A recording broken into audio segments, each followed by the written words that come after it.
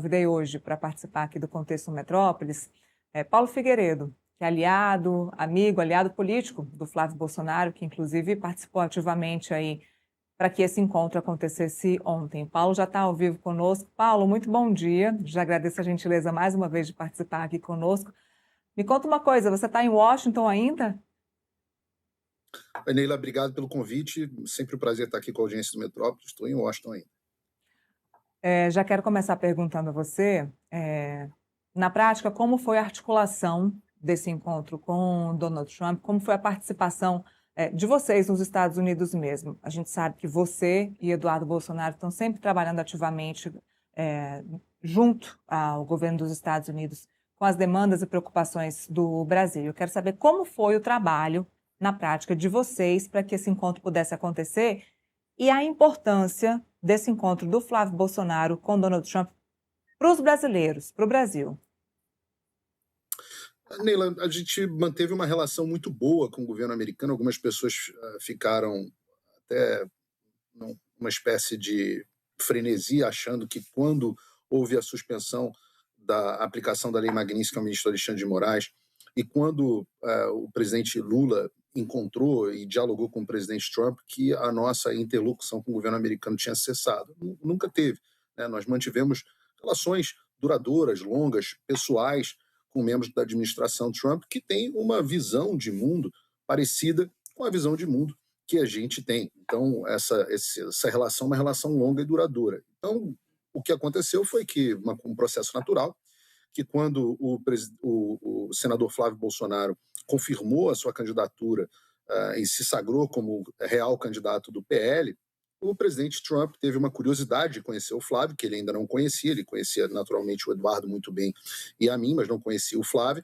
e ele teve o interesse de convidar o senador Flávio Bolsonaro para uma visita. Então, o processo foi feito através, obviamente, da apresentação pelos seus assessores e por um interesse pessoal legítimo do presidente Trump em conhecer o Flávio Bolsonaro, e por isso que ele fez esse gesto muito simbólico, muito carinhoso, de fazer um convite formal ao senador para que viesse aos Estados Unidos encontrá-lo, e encontrá-lo dentro da Casa Branca, no Salão Oval, um cenário muito bacana, né?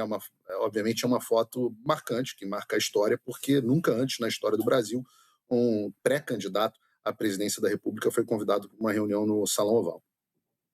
Agora vamos lá, nesse momento em que o presidente Lula tinha acabado de ter um encontro com Donald Trump, qual é a relevância desse encontro específico para a direita, para esse momento de pré-campanha, o momento em que o Flávio Bolsonaro está sendo atacado por conta do filme Dark Horse, do envolvimento dele com o Vorcaro? Qual a importância deste encontro nesse momento do Flávio na pré-campanha? Mostra um prestígio muito grande do Flávio Bolsonaro, da família Bolsonaro, do movimento político representado pelos Bolsonaro. O presidente Trump tem um carinho pessoal muito grande pelo ex-presidente Jair Bolsonaro. Eu estava ontem presente da reunião desde o início até o fim, e a reunião foi aberta com uma pergunta longa do presidente Trump sobre a situação do ex-presidente Bolsonaro, de como é que tinha sido a prisão dele, de como é que ele estava na prisão. Perguntou sobre como tinha sido o processo de perseguição política dele, da saúde dele. Então há um carinho pessoal muito grande que fica refletido, né, no prestígio desse convite, e muito, muito bom para a campanha do Flávio Bolsonaro, porque esse prestígio do homem mais poderoso no mundo dá a ele o peso político e a chancela que ele merece, num momento que era um momento delicado da campanha, e o ciclo de notícias virou, né? Nós já víamos, eu recebo muitas informações da campanha do senador, e nós já víamos um declínio muito grande na internet de comentários sobre esse assunto da Horse. O assunto havia praticamente se esgotado nas redes sociais, exceto ali dos opositores naturais, e agora, num novo ciclo de notícia, é um ciclo virtuoso e positivo para o senador, e isso se reflete em diversos meios, inclusive nos meios, a pessoa gosta de falar da Faria Lima, político-partidários. Então é uma demonstração de força muito grande do senador Flávio Bolsonaro. Paulo, vou abrir nosso debate aqui para o Felipe Monteiro poder participar conosco. Felipe, como você sabe, é meu parceiro aqui no Contexto de Todos os Dias. Felipe, quero ver sua pergunta aí para o Paulo Figueiredo, por favor. Bom dia, Paulo. Ô, Paulo, eu queria aproveitar e saber, claro, eu queria ser uma mosquinha, né? E eu ver essa reunião de vocês com o presidente Trump, né? Eu queria saber qual foi o conteúdo dessa conversa. Vocês ficaram 1h40 conversando. Você falou que uma parte foi a preocupação do Trump em relação ao processo do Jair Bolsonaro. Foi falado sobre as eleições, foi falado sobre o apoio possível direto do Trump em relação ao Flávio Bolsonaro, foi falado sobre projetos de Brasil, né? Algum projeto que o Flávio Bolsonaro tinha e queria o apoio do Trump. Dá para você dar uma pincelada para a gente como é que foi o conteúdo dessa reunião? Felipe, que bom te ver. Eu era essa mosquinha ontem, né? Tive o privilégio de ser essa mosquinha ontem dentro do... E é assim que a gente se sente mesmo, uma mosquinha, quando a gente está num cenário surreal, né? Sentado, parece que você está num filme e que o presidente vai lutar contra alienígenas a qualquer momento ali dentro do Salão Oval. Muito interessante. Nós passamos 1h40 na Casa Branca com o presidente Trump, especificamente um pouco menos de 1 hora. Ele foi muito gentil conosco, ele está muito empolgado com as reformas que ele está fazendo na Casa Branca. Então, antes da reunião, ele pediu a uma pessoa do staff dele, ali, da assessoria dele, que fizesse um tour conosco pelas reformas que ele está fazendo da Casa Branca, que foi uma coisa muito interessante.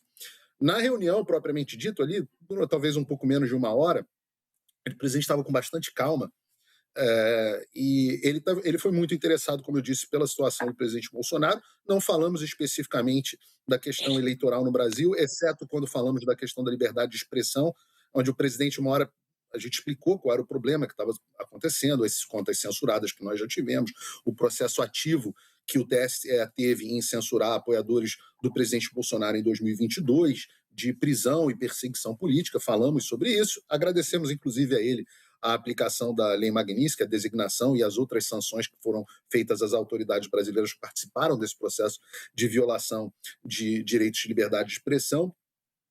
E não conversamos mais sobre isso. O presidente, ainda num dado momento, virou e falou assim: então vocês só querem liberdade, né? A gente respondeu: olha, presidente, se nós tivermos eleições livres e limpas, nós vamos ganhar. Né? Essa foi a resposta feita a ele. Falamos sobre o potencial de parcerias entre o Brasil e os Estados Unidos, de uma forma que os dois países se beneficiassem. Os Estados Unidos têm, nós explicamos a eles tudo que o Brasil precisa de investimento. Os Estados Unidos são a maior economia do mundo e já são o país que mais investe no Brasil, do mundo inteiro, mais do que a própria China, em termos de investimento estrangeiro direto. Falamos sobre a necessidade do Brasil de tecnologia. O mundo está vivendo uma nova revolução industrial, a revolução da inteligência artificial, e o presidente Lula segue na direção oposta, né? Inclusive resolveu taxar os data centers internacionais, atrasando o Brasil nessa nova revolução industrial. Falamos sobre quanto que os Estados Unidos podem contribuir com essa área tecnológica também. E, em última instância, falamos da grande mazela hoje do Brasil, que é a situação do crime organizado. Né? Nós temos, hoje, 1/4 da população brasileira vivendo em territórios dominados por organizações criminosas. Isso é um sinal de que o presidente Trump se assustou muito com esse número, falou: então vocês não controlam o próprio território de vocês? A gente falou: olha, infelizmente, não. Não dá para falar de soberania quando você não controla, 1/4 da sua população não vive sob o seu controle, do controle do Estado. Falamos, então foi nesse momento que o senador Flávio Bolsonaro falou: presidente, eu sei que o presidente Lula esteve aqui e pediu que não houvesse designação do Comando Vermelho e do PCC como organizações terroristas. Deixa eu explicar, essas organizações são maiores e mais complexas do que vários dos cartéis que o senhor já designou. Essas organizações têm impacto para os Estados Unidos, elas são usadas para lavar dinheiro das outras organizações. Há uma conexão, porque essas são organizações transnacionais. Como você falou, Felipe, no seu comentário, é verdade, o Brasil não consegue combater essas organizações por um motivo muito simples. Primeiro, porque não há vontade do governo atual, mas mesmo que haja vontade, e no próximo governo Flávio Bolsonaro haverá essa vontade, essas organizações são organizações transnacionais hoje. Elas não estão só no Brasil, elas têm conexões internacionais. A gente acabou de ver isso na Bolívia, né, muito claramente. Elas têm laços internacionais. Então, é importante nós termos a ajuda das nações. E nesse momento que o Flávio Bolsonaro, senador, também disse que, caso ele seja eleito presidente, o Brasil vai integrar imediatamente o escudo das Américas. Então, foram esses os assuntos.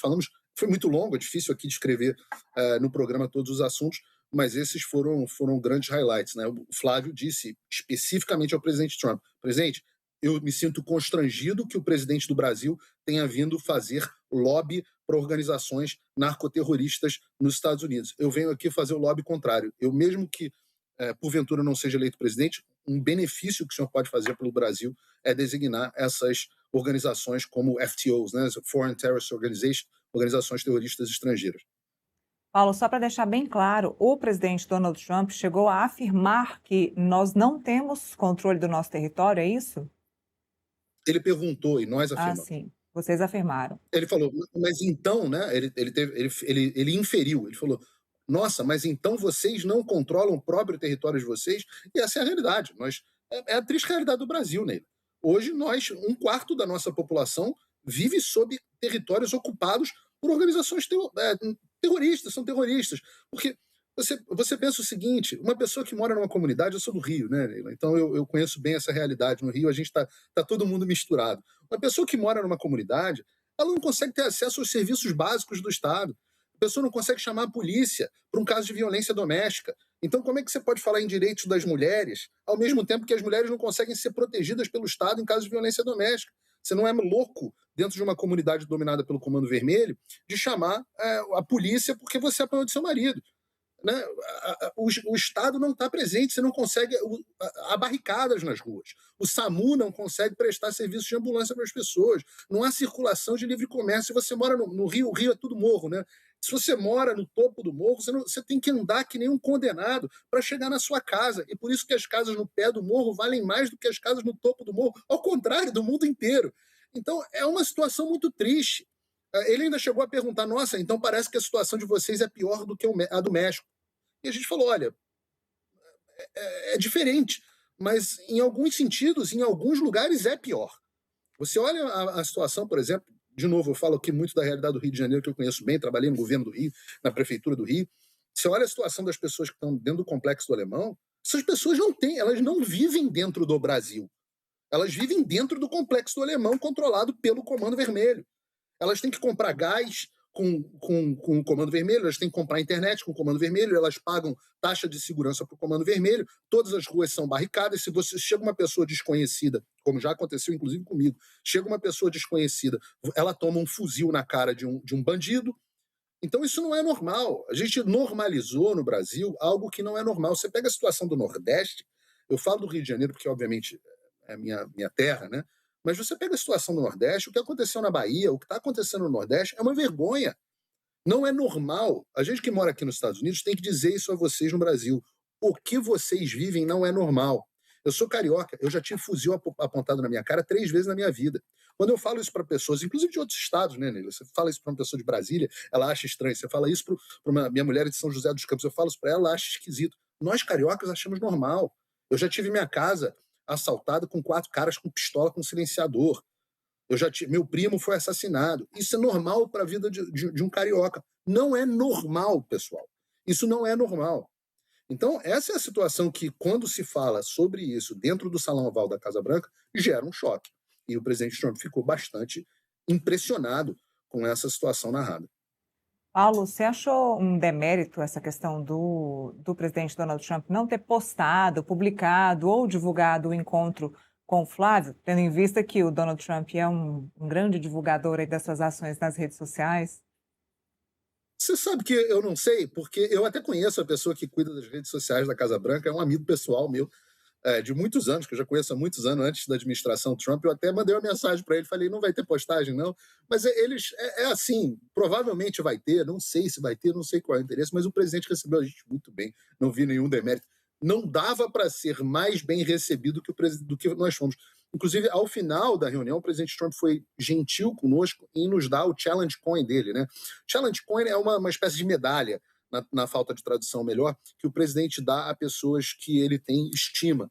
É uma coisa, inclusive, aqui muito disputada dentro da administração Trump, quem ganha é o Challenge Coin. Eu fiquei feliz porque eu estava lá na reunião e, inclusive, ganhei aqui o Challenge Coin do presidente Trump, que, obviamente, eu vou emoldurar aqui, botar na minha parede, de tão gentil que o presidente foi conosco, o senador Flávio Bolsonaro e o Eduardo Bolsonaro também receberam. Então, foi muito, muito gentil. Não dá para o presidente Trump ter sido mais gentil conosco. Obviamente, o Eduardo e eu já conhecíamos ele de outros carnavais, mas ele foi muito gentil conosco. Felipe, sua pergunta para o Paulo. Ô, Paulo, depois dessa crise, né, que teve na campanha, da pré-campanha do Flávio Bolsonaro sobre o filme Dark Horse, né, você vê dois movimentos diferentes da direita, né? Parte da direita pede explicação ao Flávio Bolsonaro, não concorda com a explicação que ele deu, recebe fogo amigo da própria direita, né? E parte da direita tenta contemporaneizar, né? E aí eu me pergunto para você o seguinte: você se sentiu confortável com a crítica, com a explicação do Flávio Bolsonaro em relação ao Dark Horse? Você acha que ele não tem que ter nenhum tipo de explicação mais aprofundada sobre o assunto? Recentemente, inclusive, o governador de São Paulo, Tarcísio, falou que o Flávio deveria dar mais explicação, né? Aí eu queria saber a sua opinião sobre isso. Sobre Eu não isso vejo e sobre nenhum a direita em problema. si, né? Claro, eu não vejo nenhum problema, Felipe, na direita, que é naturalmente crítica, né? As pessoas chamam o eleitor de direita de gado. Eu não concordo com isso. O eleitor de direita é o eleitor mais crítico do Brasil, e as pesquisas mostram isso, que o voto do Lula, por exemplo, é muito mais consolidado do que o próprio voto do Flávio Bolsonaro. Por quê? Porque o eleitor do Flávio Bolsonaro é um eleitor mais crítico, ele pensa mais, ele reflete mais, ele está menos sujeito a assistencialismo, a medidas assistencialistas. Veja a votação do presidente Lula entre as pessoas que recebem o Bolsa Família. Então, é um voto mais crítico. Eu não vejo absolutamente problema nenhum nas pessoas da direita, sejam elas quais forem as convicções pessoais dela, em elas pedirem explicações. Eu não vejo absolutamente nenhum problema nisso. Inclusive, uma parte da militância massacra essas pessoas que pedem explicações. Eu não concordo com isso. Eu acho que as pessoas têm o direito de fazerem suas críticas e pedirem as suas explicações. Acho que a campanha do Flávio Bolsonaro deu uma resposta desastrosa no início, prolongou uma crise que não precisava ser prolongada.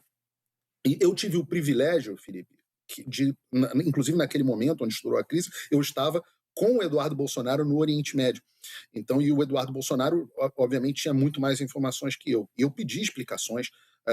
Entrevistei o Eduardo Bolsonaro longamente, por 1 hora. Entrevistei o Mário Frias, que também estava, o produtor executivo do filme, que também estava conosco ali, por uma enorme coincidência, estava ali comigo, também o entrevistei, e depois de ter entrevistado os dois, eu saí satisfeito com as explicações. Fiz todas as perguntas que poderia fazer de forma justa ali, tirei o chapéu de amigo, tive que botar o chapéu de jornalista, fazendo perguntas difíceis. As pessoas que assistiram a entrevista no meu canal viram que foi uma entrevista difícil, mas eu saí satisfeito com as explicações. Ao que me parece, não vejo nenhum indício de qualquer atividade criminosa ou sequer imoral. Já falei sobre isso antes. Não dá para criticar quem, antes da prisão do Daniel Vorcaro, antes das operações policiais contra ele, mantivesse relações ou pedisse investimentos a ele. Eu mesmo, se o Daniel Vorcaro quisesse investir em uma das minhas empresas até novembro de 2025, eu provavelmente teria aceito, não seria hipócrita de dizer diferente. O Metrópolis teve algum tipo de investimento financeiro nas empresas dos seus controladores, o Estadão, a própria Rede Globo, o SBT, tantas outras pessoas. Então seria leviano da nossa parte fazer qualquer coisa diferente.